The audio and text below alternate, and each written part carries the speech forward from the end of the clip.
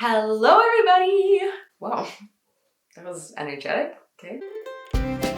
Hi everybody and welcome back or welcome to my channel. Now, if you're on this video, you already know that indie girl voice is one of the, if not the most popular style of singing, at least here in North America. Singers like Billie Eilish, Tones and I, Jessie Reyez, and many more have made their entire careers off using this style of voice. Now, with that level of popularity, obviously comes imitation. There's tons of people who want to sound like their favorite singers, and if you're not a trained singer and you maybe don't have a lot of experience with singing, if you try singing it in the indie girl style of voice, it could actually lead to some serious problems if you're not doing it in the right way. So let me explain what I mean. Indie girl voice is very known for being laid back and chill.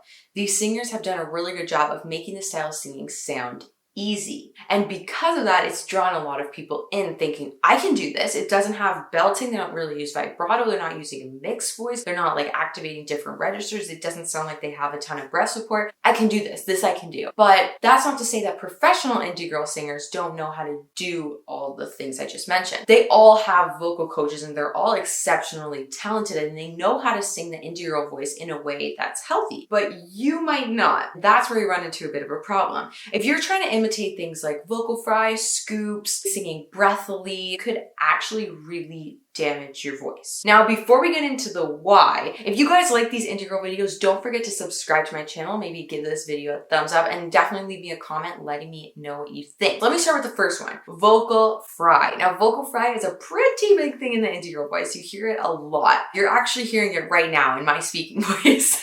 Vocal fry is when you get that kind of sound when you're singing. Now, this has a really cool aesthetic and it just kind of adds to that LA chill vibe of like, I don't even care. But the problem is that if you're using vocal fry a lot when you're singing and if you're trying to make this sound, it can have some lasting effects on your voice. Using vocal fry once in a while for a little statement piece in a song might not do anything to you. But scientists do believe that if you use vocal fry a lot, it can actually lead to polyps and nodes on your vocal folds. And other scientists have said that it leads to tension in the larynx and vocal fatigue. If this doesn't quite make sense, I'll explain it in a little bit of a more anatomical way. Is that the word for anatomy? Okay. Ah, smart. I think. I still questioned it, I don't know. So when we're talking normally, our vocal folds move like this and they open and close naturally and they create vibrations as air goes through them. I'm not going to put a video of vocal folds moving. It's kind of gross, but you can look it up and see what I'm talking about. But when we're using vocal fry, our vocal folds move more chaotically because our vocal folds aren't designed to use vocal fry and it results in them not opening or closing all the way. And it can also lead to one spot of your vocal folds being hit over and over and creating a polyp there. It's kind of like overuse of a muscle. Like if you're working out and you're lifting weights and you're always doing it with incorrect form, probably something's gonna happen. Singing in vocal fry, if you don't know how to do it in a way that's kind of healthy for you and takes that strain off your vocal cords, can be detrimental. If you're singing the indie girl voice on your own at home and you're trying to imitate this kind of sound, you might want to be careful. It's a risky little game. So another thing that could end up damaging your voice is if you're trying to sing breathy, because a lot of indie girl singers have like a quiet breathy sound. First thing to note, there's a big difference between singing quietly and singing breathily. Singing quietly is very healthy. You can do that in a really healthy way and it won't damage your voice at all. However, if you're singing breathily and you're not quite sure how your breath support works super well, that can be really tricky because when we're singing breathily, we're using something called an aspirate onset when air is coming out before the note is. So instead of like, ah, it's ha. So you hear that little of air at the beginning, that's an aspirate onset. Singing with a little bit of an aspirate onset can be okay if you're ghost singing, like you don't want to overexert yourself, or you're practicing something like your head voice, your high voice. But singing like this all the time isn't great because we want something called a balanced onset when we sing. We want our air and our note to leave our mouths at the same time. And another thing when we're singing in this breathy tone is that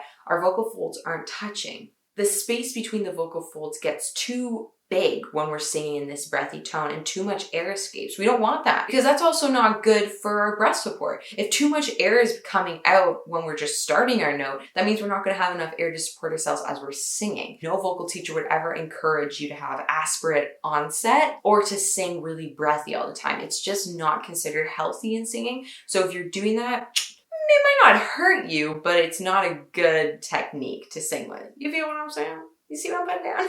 Another thing that indie girls do a lot is scoop. Instead of just hitting it, they go, and that again contributes to that laid back, chill vibe. However, if we're singing with scoops all the time, it's like you're encouraging yourself to have pitch inaccuracy. So if a lot of the notes that you're hitting, you're trying to scoop, that means you're hitting them flat and scooping up. This just isn't a good technique if you ever want to sing any other style of music. In every other style of singing, it's pretty desired to hit a note spot on, get that pitch correct. You can't just go like, I got the it's not super feasible. You're getting your ear used to you not hitting notes the way that you should and not getting the pitch correct. That's not necessarily damaging, but if you do it a lot, it can develop into a bad habit and then you're gonna have a hard time singing any song pitch perfectly. And we want to sing it pitch perfectly, you know?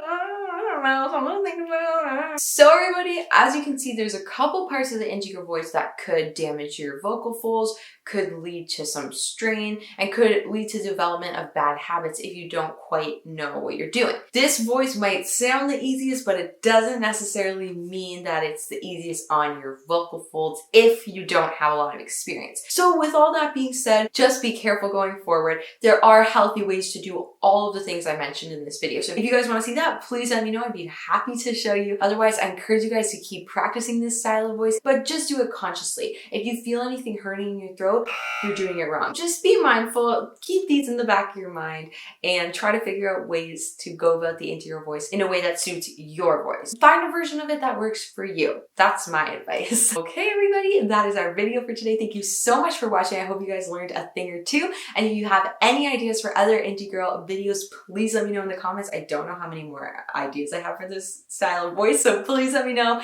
If there's any more you want to see, let me know if you liked the video, if you hated the video, what I could improve upon. And thank you guys so much for watching. I'll see you next Tuesday. Bye!